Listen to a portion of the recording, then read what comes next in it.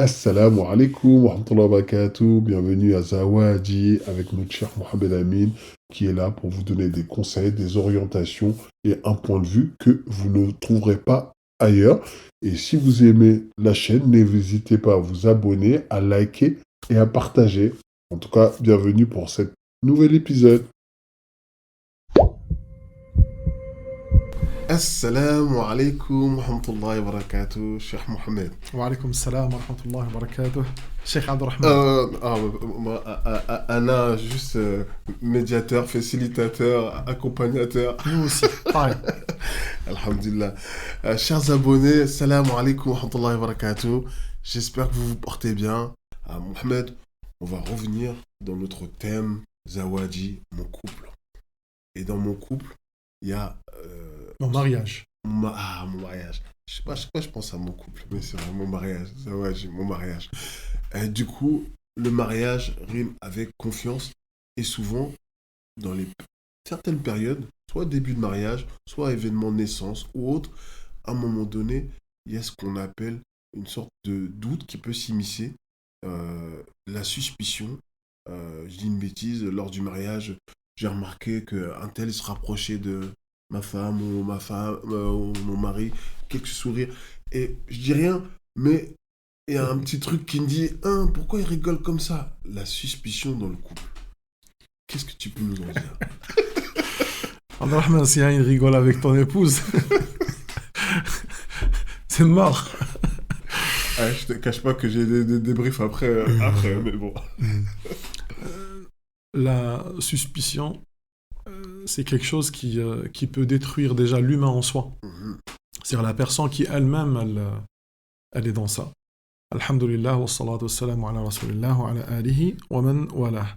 Allah subhanahu wa ta'ala, il a dit dans le sens rapproché du verset, ô vous qui croyez, évitez beaucoup de suspicions, ou évitez beaucoup de conjectures. Yani le mauvais soupçon. Ya ayyuhalladhina amanu jtanibu kathiran min adh-dhann. Inna ba'da adh-dhanni ithm.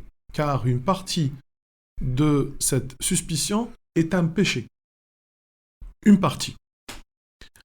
Parce qu'il se peut que l'autre partie ne soit pas un péché. Et pourquoi Allah il a évoqué le dhann et il n'a pas évoqué le shak, le doute? Parce que le doute, on est moite-moite, comme on l'a étudié dans les 3 fondements. Mais le dhann, il ressemble à la vérité. Il y a tout qui font que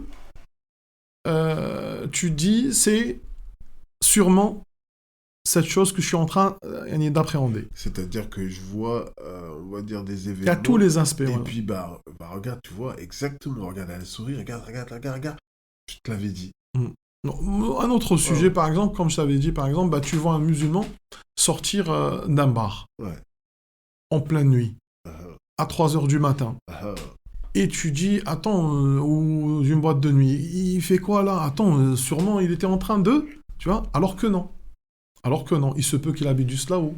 Il est descendu pour leur dire, voilà, vous me dérangez. Alors il se peut qu'il est venu récupérer son frère, qui lui a dit, je suis très malade. S'il te plaît, viens me récupérer. Il se peut on peut pas savoir. Mais pour celui qui va se précipiter et il a le mauvais soupçon, direct il va juger. Ouais, j'ai vu tel. Tous les indices, toutes les. Voilà, il est sorti de la boîte de nuit en 3 heures du matin et tout. C'est un délire, un truc de ouf et tout. Et donc les gens, ils vont aussi propager. Attends, on a vu tel qui est sorti, par exemple. Et donc ça, c'est un mauvais soupçon. Il n'y a pas de preuve. Al-haq, il doit être fait avec ilm. Al-haq doit être fait avec ilm. Et le ilm, c'est avoir une information sûre et certaine. Et donc, si on définit le ilm qui n'a rien à voir avec le dhann, Allah, il nous dit tout le temps, aux non-croyants, aux gens qui le défient et tout, قُلْ ائْتُونِي بِعِلْمٍ إِن كُنْتُمْ صَادِقِينَ قُلْ هَاتُوا بُرْهَانَكُمْ إِن كُنْتُمْ صَادِقِينَ. Donc Allah, il dit, venez vers moi avec de la science si vous êtes des véridiques. Donc il y a une seule chose qui détruit le mensonge ou le doute, c'est l'exacte information ou l'information exacte. Dont la science, le savoir. Le dhann n'est pas un savoir. C'est un semblant de savoir. C'est pour ça qu'il a dit dans un autre verset wa inna dhanna la yughni min al-haqqi shay'a. Et certes que le dhann ne peut pas suffire par rapport à la vérité. Tu vois? Le dhann, il ne suffit pas. Ce n'est pas la vérité. Ce qui peut te suffire en tout, c'est le haqq. Et le haqq, c'est le ilm. Donc Allah subhanahu wa ta'ala, il a créé les cieux et les terres, comme il a dit, bil haqqi, et il a descendu ses révélations bil haqqi, et il a envoyé ses messagers bil haqq. Tu vois, tout doit être tourné autour de l'haqq. Maintenant, dans le couple, si l'enfant n'est pas éduqué sur ça depuis l'enfance, il n'a pas grandi avec ça, et plutôt il a grandi avec des maltraitances.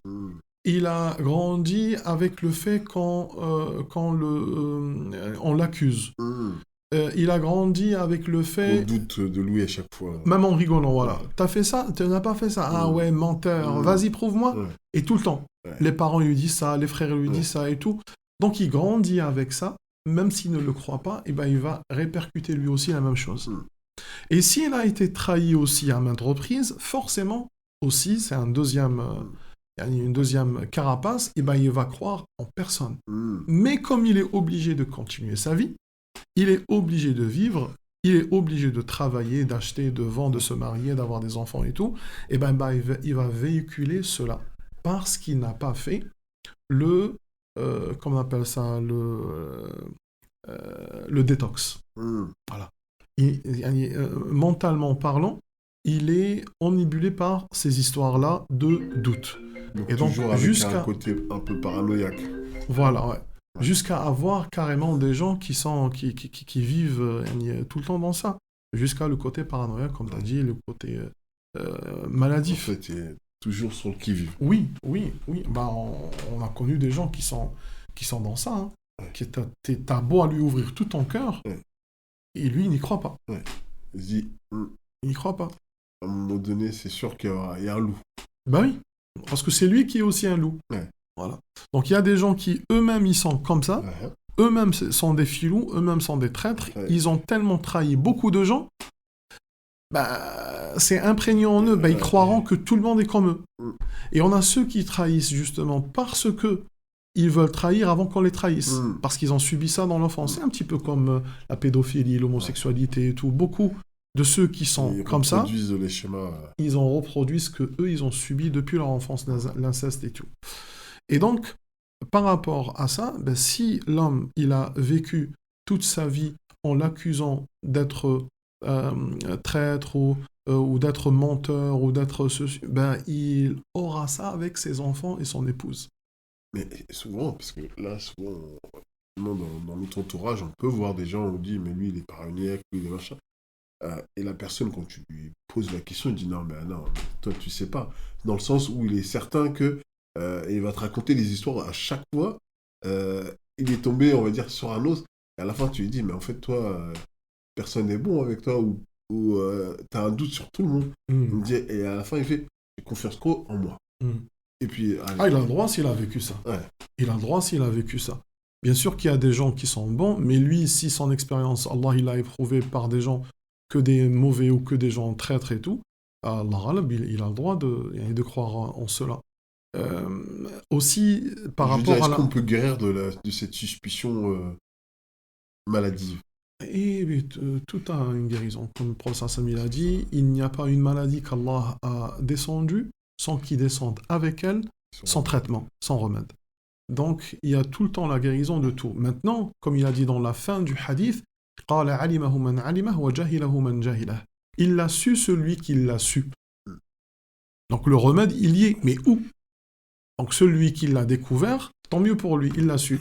Comme aujourd'hui, on a découvert plein de traitements, on va dire, physiques, pour les maladies physiques. Et il a ignoré celui qui l'a ignoré. Mais sache que le traitement, il y est de tout. Et ce type de maladie psychologique, au-delà des psychanalystes et des psychiatres et des psychologues et tout, ben, il y a aussi le ilm, les assises de ilm et le Coran, le traitement par le Coran. Le fait que tu lises et que tu médites et que tu réfléchisses en ce que Allah te dit, Allah il te fait sortir de ce bas monde vers le monde de l'au-delà. Et tu développeras une confiance très forte. C'est pour ça que tous ceux qui sont sur la droiture, une fois ils sont éprouvés, ils sont entremêlés dans les vagues des épreuves et tout, puis qu'est-ce qu'ils finissent par dire? De toute façon, là, je vais m'attacher qu'à Allah. J'ai compris que je dois m'attacher qu'à Allah parce que l'humain est fourbe. Il n'y a que Allah qui peut me sauver. Et donc, il se remet dans la lecture du Coran, il se remet dans le ilm, il se remet dans le bain, il y a des prières et ainsi de suite, et il trouvera un apaisement tout en étant peiné. Il trouvera un apaisement tout en étant déçu de l'homme. Tu vois, et ça, c'est magnifique. Ça, il n'y a que le croyant qui peut l'avoir. Ça, déjà, en dépit de ce problème dont on est en train de parler, qui est la suspicion, par exemple, ou le manque de confiance et tout, il y a déjà aussi un appel d'Allah subhanahu wa ta'ala qui a trouvé que tu étais trop loin de lui, ou loin. Et donc, pour te rapprocher de lui, il t'a créé une épreuve qui est liée à ça, et du coup, tu es revenu vers lui. Allah, c'est ce qu'il aime, que tu reviens vers lui. Dans le hadith rapporté par Aïcha radiallahu anha, il est dans Sahihain, il est aussi dans les Sunan, notamment Tirmidhi. Allah subhanahu wa ta'ala, il a dit, quand Allah subhanahu wa ta'ala, il éprouve son serviteur, il demande aux anges, comment l'avez-vous trouvé? Et ils disent, Allah, il est en train de te louer, et il patiente. Dans la version là, il dit, قال فزيدوه وصبوا عليه الهم صبا. Rajoutez-lui-en et faites couler sur lui les soucis d'une manière abondante. Voilà, d'une manière صبوا يعني le صب c'est يعني quand la pluie elle coule pas d'un côté ou d'un autre, de tout le ciel, tu vois, en tout cas qui est au-dessus de toi. Et donc ça s'appelle du sab, d'où le nom de la pluie, le troisième ou le quatrième nom qui s'appelle as-sayyib. Allahumma sayyiban nafi'an. Et sabba yasubbu, d'où aussi la musiba. La catastrophe. قال صبوا عليه الهم صبا. Zidouh. Rajoutez-lui-en. Pour qu'il se rapproche et se rattache davantage de lui. Allah, il veut entendre. Par ce moyen-là, il pousse à ce que... Dans le hadith, le prophète il a dit, car j'aime, Allah il dit, car j'aime entendre mon serviteur me supplier et m'appeler. C'est ça la soumission et c'est ça l'adoration. C'est-à-dire qu'Allah, au travers des épreuves, il t'aide à adorer, à avoir ce tawakkul. Ce tawakkul, à l'adorer, à savourer l'adoration, à le ressentir. C'est pour ça qu'il n'y a pas un musulman, et tous ils se sentent uniques, qui ne te dit pas que, tu sais, moi avec Allah, moi je me sens, quand je parle avec Allah, je sens qu'il m'écoute. Ah oui, c'est ça le but. Et c'est ce que tout croyant ressent. Et il y a des gens qui, justement, tellement ils sont à fond avec Allah, limite ils le voient. D'où l'excellence, al-ihsan, an ta'bud Allah ka'annaka tarah, comme si tu le voyais. Fa in lam takun tarah fa innahu yarak. Si toi tu ne le vois pas, alors sache que lui il te voit. C'est un degré moindre par rapport à l'autre. Donc, quand la personne elle vit ce type d'épreuves qui sont des épreuves psychologiques, le remède pour éviter tout ça, on a parlé un petit peu de comment on va voir Allah Azza wa Jalla et tout, mais le remède c'est que mon frère, tu dois, ou ma sœur, tu dois avoir toi un cœur qui est apaisé, naïf. Quand on dit naïf, je ne veux pas dire imbécile, abruti, dupe. Non. Le sens du mot nia, c'est-à-dire que les gens soient mauvais, qu'ils soient des traîtres, qu'ils soient ce qu'ils veulent, t'as fait ce geste-là, même si tu l'as pas peut-être insinué, eh ben oui, tu dois être comme un galet. C'est ça. Comme un galet. S'il y a des gouttes ou s'il y a de la boue qui vient par-dessus toi, t'oublies s'il n'y a rien qui s'accroche. Et d'où tu as pris ça? Du hadith du prophète sallallahu alayhi wa sallam. Regarde, on a deux hadiths qui paraissent, écoutez bien, qui paraissent en parfaite contradiction ou en dichotomie, mais en vérité, non. Le hadith rapporté dans Tirmidhi, il a dit le prophète sallallahu alayhi wa sallam مثل المؤمن كمثل الجمل الأنف حيث من قيد قاد peu de gens connaissent ce hadith. L'exemple du croyant est comme l'exemple du chameau anif, naïf, docile. Là où tu le guides, il se laisse guider. Ok.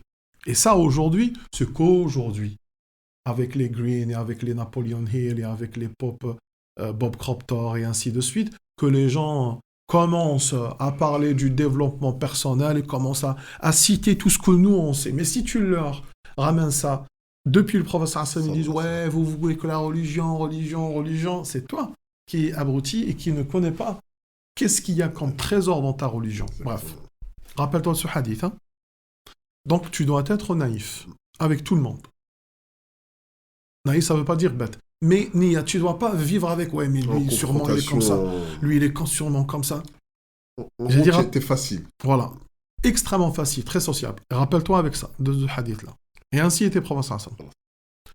Et l'autre hadith où le professeur Hassan, il dit La yuldaru al-mar'u aw al-mu'minu min al-juhri marratayn. Le croyant ne se fait pas piquer par le même trou deux fois. T'as fermé les yeux, t'as fait rentrer ta main dans le trou, tac, quelque chose qui m'a piqué. Tu vas pas refaire la deuxième fois. Si tu le fais, t'es pas normal. Et donc le croyant, il a compris que cette personne lui a fait un mal, il peut pas revenir. Mais de ce hadith-là, il te dit tu dois être naïf. Donc en vérité, si on veut regrouper entre ces deux hadiths, c'est que le croyant, il est tellement, écoute là le développement personnel, il est tellement riche et suffi par Allah qu'il n'a besoin de personne. Et je n'ai rien à te prouver. Et ça, on le retrouve chez qui ? Quand je dis chez qui, on ne retrouve pas tout ça. On retrouve une parcelle que les gens qui veulent devenir riches aujourd'hui, ils essayent d'imiter. Et ils disent, t'as vu les riches, les vrais riches, il n'a pas besoin d'écrire ici Gucci pour te dire je vis trop bien. Le riche, le bourgeois, n'a pas besoin de se filmer, lui avec son repas comme ça, s'il vous plaît, dites que je mange bien. Il n'a pas besoin de se toi, montrer. Voilà, toi, t'es un Arabi. T'es une personne qui n'a jamais mangé, justement, t'as vécu la misère, et là, toi-même, t'es choqué, épaté par ta situation, t'as jamais mangé ça, et donc tu veux que tout le monde sache que toi, tu vis bien. Ça, c'est le nouveau pas riche, même le mot riche. Là. Et donc, mais les vrais, ils n'ont rien à te prouver. Non, ils sont discrets. Voilà. Il vit l'abondance totale. Ça prouve quoi ? Une force de caractère. Il est sûr de lui. Finalement, c'est quoi ? Il est suffi. Ce type de personne, quand tu discutes avec lui, il va pas te dire « Ah non, c'est pas comme ça, ah non, c'est comme ça. Ah ben moi aussi, j'ai été dans tel lieu. Ah toi aussi, t'as... » Il va pas être dans la... Non, t'as pris tel hôtel, t'as pas pris tel hôtel. Ah ben moi, j'ai pris tel hôtel. Non, t'as mangé ça. Ah ben moi, j'ai mangé comme ça. Il a besoin... Enfin, ceux-là, ils ont besoin de montrer. Il parle pas beaucoup. Comme s'il n'a rien vu dans la vie. Il te laisse toi parler. Et c'est toi qui blablabla. Et lui, il te fait ce truc de... Tu vois, ils font beaucoup ça. Ah bon ? Oh, c'est bien. Ah là, j'apprends quelque chose de fou. Et à la limite, il te questionne, et il y avait quoi d'autre ? Histoire de te faire parler. Voilà. Et toi, t'y crois. Et puis à un moment donné, il peut poser, enfin, la personne, et toi, t'as fait quoi ? Ah non, moi, j'ai juste fait ça à la télé, mais... Oh, juste, tu vois. Non, il te dit qu'il a été. Mais il te dit qu'il a été. Une fois, toi, tu racontes toute ta vie. Lui, il te dit qu'il a été 10 fois. Mais cette fois-ci, il voudra essayer un autre lieu. Toi, tu dis, depuis tout à l'heure, il me laisse parler alors que le gars, il est abonné là-bas. D'accord. Ou il a connu un autre lieu que moi, je ne connais pas. D'accord. Donc, c'est ça le truc. C'est que ces gens-là, ils sont suffis. Et ils sont suffis parce qu'ils sont riches. Le croyant, il a plus que de l'argent. Il a Allah subhanahu wa ta'ala, le Seigneur des univers, celui qui donne tout, celui qui a tout, le vrai héritier, celui qui, une fois toi, tu meurs, et lui, il meurt, et tes enfants meurent, et tout, c'est lui qui héritera toute la terre et ce qu'il y a dedans. Et donc, le vrai croyant, une fois il a compris ça, il a abrégé le chemin, il est passé directement par Allah. Quand il fortifie sa foi, son dogme, sa croyance, sa aqida, dont on parle tout le temps et qu'on enseigne à longueur de journée, quand la aqida, elle est extrêmement forte, ça y est, j'ai plus besoin de prouver à qui que ce soit, donc notamment dans mon couple. à l'aise. Tout ce qu'on me dit, je le fais à l'aise, je suis bien et tout maintenant. Et je suis même choqué quand on m'accuse de quoi que ce soit. Mais pourquoi je le ferais? On en Je rigole. me sens pas, je me sens pas ayant vouloir faire ce que toi tu prétends. Tu vois, par exemple, ta femme dit, oui, t'as un cheveu blanc, là, t'étais avec une blonde et tout. Une blonde, quelle blonde? T'en souris. Voilà. Et à la limite, tu le fais au ralenti. Voilà. Tu dis, attends, j'ai pas bien compris. Ouais. Enfin, Comme un des pieux prédécesseurs, Ibrahim al-Adham, rahimahullah, il est sorti, il est rentré le soir. Son épouse, elle lui a dit, je sais que tu étais chez ta deuxième, ta troisième épouse, alors que lui, qu'il avait une seule. Il lui a dit, subhanallah, par Allah, qui entend ce que tu as dit, ce que je dis, depuis que je suis sorti, je n'ai rien vu à part mon orteil. Je n'ai rien vu à part mon orteil. Ça veut dire quoi? Il marche en baissant la tête. C'est ça. Aucune femme, toi tu me parles de deuxième, troisième. Personne. Ouais. Et donc, les gens qui ne se sentent pas riches d'Allah, eh ben, leur cœur, ils peuvent te le donner sans faire attention. Il devient entre tes mains. Et toi, t'es pas le bourreau. Toi, t'as jamais demandé ça, t'es pas méchant. Mais c'est cette personne qui a donné son cœur entre tes mains. Et puis maintenant, c'est elle qui est en train de souffrir à partir de ses doutes. Donc elle te donne son cerveau et son cœur. Oui, on cherche l'amour, mais je ne cherche pas, moi, à ce que tu vives ça. Et donc, du coup, elle va souffrir avec quoi? Ses doutes liés à quoi? Dus à son passé. Que ça soit une expérience, une trahison qu'elle a vécue, ou l'éducation des parents, ou l'environnement, et ainsi de suite. Donc, elle jonglera entre les deux, et elle vivra ce malheur-là, et tu deviendras, malgré toi-même, le méchant de l'histoire. Tu vois? Et bien, vice-versa aussi pour l'homme avec la femme. Si lui, c'est son 3e, 4e, 5e mariage, ça n'a pas marché, et bien cette femme, c'est un bijou, et commence à lui dire, t'étais où? Tu faisais quoi avec le portable? Comment tu faisais? Parce que lui n'est pas riche par Allah. Donc il a mis tout son cœur, tout son esprit, il a tout misé sur cette femme-là. Il se peut qu'elle soit la femme la plus docile, la plus gentille au monde, la plus fiable au monde, mais il doute à longueur de journée à partir du monde qui existe dans son esprit. Ce sujet-là, il mérite encore une continuité.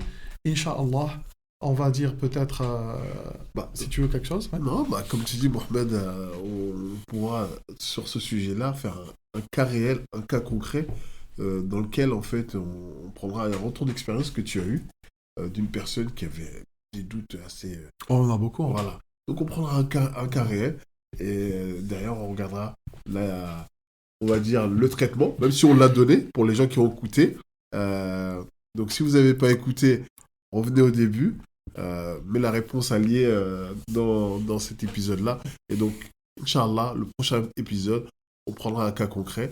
Et toujours, n'oubliez pas de vous abonner. Et si vous avez des questions, si vous voulez avoir un rendez-vous particulier, d'ailleurs, on a mis à jour le site et vous pouvez prendre un rendez-vous direct sur le lien qui est juste en dessous.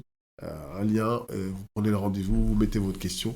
Et ça sera avec plaisir que le Cheikh Mohamed il vous accompagnera et répondra à vos questions, Inch'Allah. Et ceux qui veulent prendre des cours aussi, on donne des cours, alhamdoulilah, à plusieurs classes, plusieurs niveaux, plusieurs disciplines, plusieurs modules, dans l'aqida, dans la langue arabe, dans le fiqh, dans l'éducation de l'âme et tout. Donc, marhaban bikoum, à tout moment, vous pouvez vous inscrire et voilà.